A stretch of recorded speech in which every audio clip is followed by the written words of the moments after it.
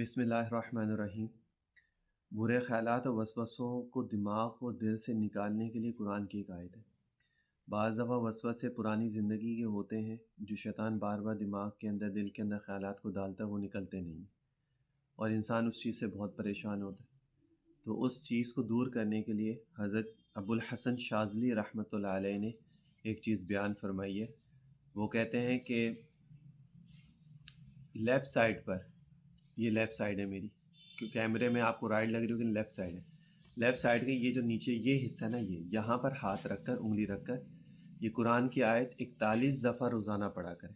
41 time روزانہ پڑھا کریں، یوں ہاتھ نیچے رکھ کے، اوپر نہیں رکھنا دل کے اوپر ہاتھ، تھوڑا سا نیچے کر کے یہاں رکھنا ہے، یہاں پر، ٹھیک ہے۔ اور 41 دفعہ اس آیت کو پڑھنی ہے روزانہ، تو انشاءاللہ تعالی ہر قسم کے خیالات جو ہے نا وہ دور ہو جائیں گے اور اس سے آپ کو بہت فائدہ ہوگا، ٹھیک ہے۔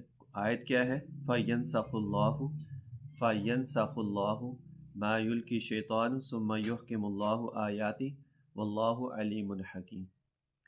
بس دور کرتا ہے، اس کا ترجمہ بھی سن لو تاکہ آپ کو اس کی جو امپورٹنس ہے آیت کی اس کا اندازہ ہو جائے گا کہ پس دور کرتا ہے اللہ جو کچھ ڈالا ہے شیطان نے۔